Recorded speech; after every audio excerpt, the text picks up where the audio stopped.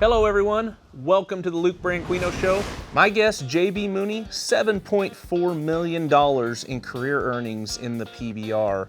This guy is not afraid of any bull they run under. JB, thanks for joining us.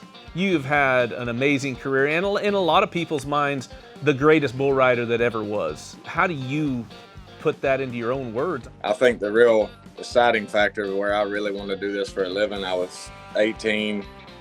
Brian Canner, we traveled together everywhere, and the old saying, if it's not broke, don't fix it. So me and Canner traveled. Well, we won first and second everywhere we went.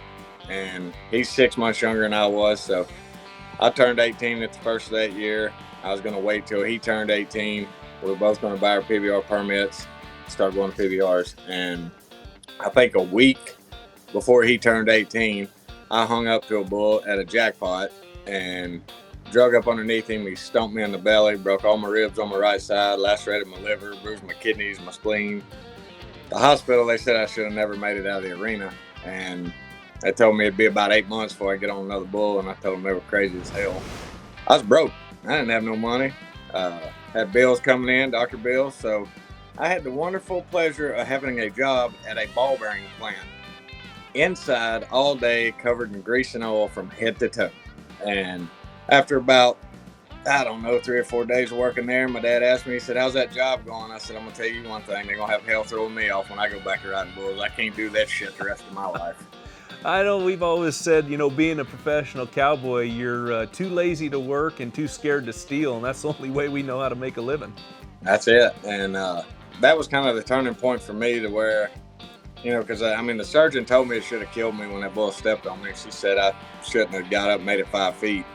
And I kind of turned the light bulb on. If I was going to do this, I better mean it. Yeah, put in that effort. And obviously your career has shown the effort you put into it. And going to Calgary and going to these other events where I got to watch you, there's such a huge difference between, your pregame is what I like to call it, compared to the other guys. Those other guys are in the locker room, wherever they're getting the ropes ready, and they're doing push-ups, they're doing stuff. Hell, you and I bullshitted outside Calgary. You're smoking a cigarette, warming your bull rope up. But that's your mentality, and that's what made you who you are and the winner you are. And it's just amazing to see the different warm-ups that guys do. And that's just how you've been and keeps you cool and collected, right?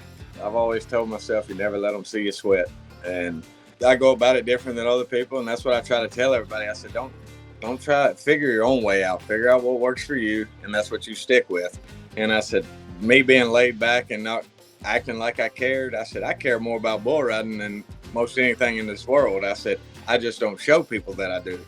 And I said, the more I think about something, you think long, you think wrong. So I tried to keep it as simple as possible, and I always tell people, it's 8 seconds. If you do it right every jump, they can't throw you off. So that's the way I went about it. I didn't really look ahead. I didn't really care what the bull did. And I acted like it was another normal day, stand out there, heat my rope up, smoke a cigarette, do whatever. Bullshit session with whoever's around.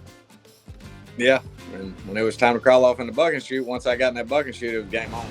Well, and like the conversations, I know we hadn't had very many, but talking to you, it wasn't about bull riding, it was about everything else going on, whether we were cussing somebody for doing some bullshit deal. And that's what I love about you. You don't sugarcoat nothing. If somebody did wrong, you're going to tell it to them, and you're going to let everybody else know too.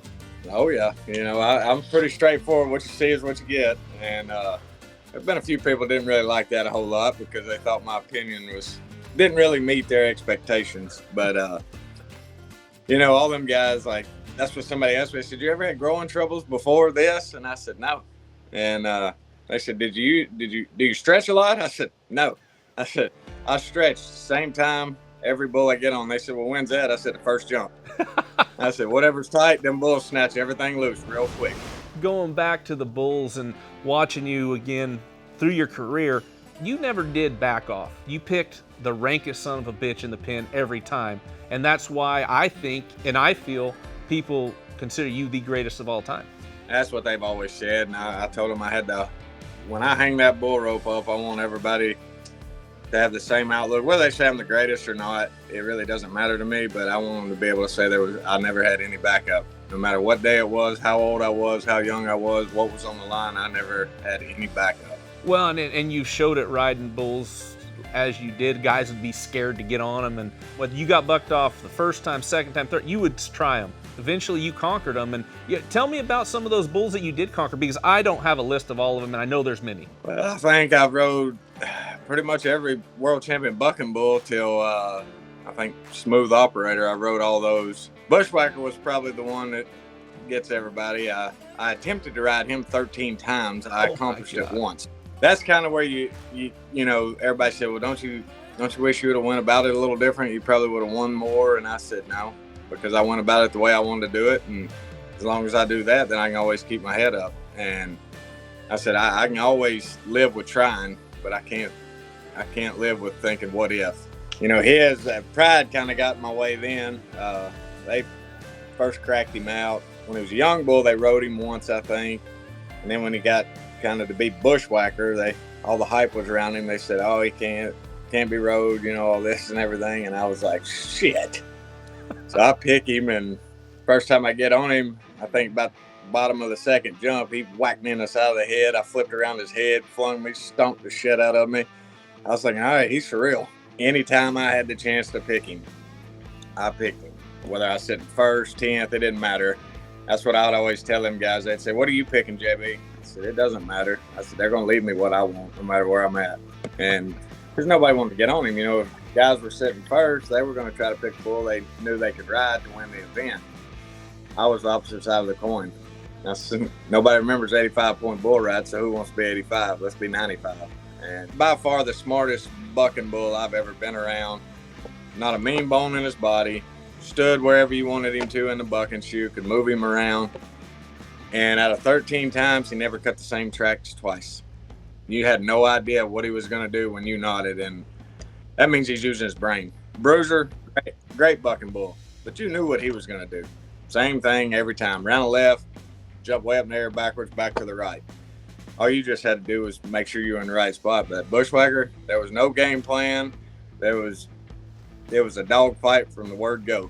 Speaking of using your brain and me not using mine, Julio Moreno came to me when Bushwacker was a calf. He said, hey, Luke, give me $5,000. I'll get you in on this really good bull. I'm going to call him Bushwacker. And I'm like, ugh, broke rodeo cowboy trying to make a living. I'm like, I don't know if I have it right now, Julio. I really wish I would have had it at that time, or figured out how to get it to be partners in that sucker, because that was an opportunity that slipped through my fingers. I've had a few of those run through my fingers myself. Jerome Davis and Brian Canner bought a little bull they called Super Freak. And I was sitting there with them the night they were buying him, bidding on him. And Jerome said, you want to split him 3 ways? I said, heck no. I said, he can't keep his feet. You know, he's just a yearling. They were bucking him with a dummy, but he fell down in every video. I said, he can't keep his feet. They buy him, bring him back, get him to North Carolina. And every time they bucked him at the ranch over there, he fell down. Well, Brian calls me one day. He said, hey, did you hear about my calf? I said, no. He said, he won the American Heritage, won $97,000. I was like, you've got to be shitting me. Now I try not to keep them around long enough to see if they're going to fall down or not. I flip them pretty quick when I get them. Well, man, I appreciate you coming on. It's been completely awesome. I know everybody that's watching is going to enjoy it, like to get your insight, and looking forward to seeing what's in the future for you. I appreciate it. You bet, man. Thanks again, and good luck to you. Yes, sir. Have a good one.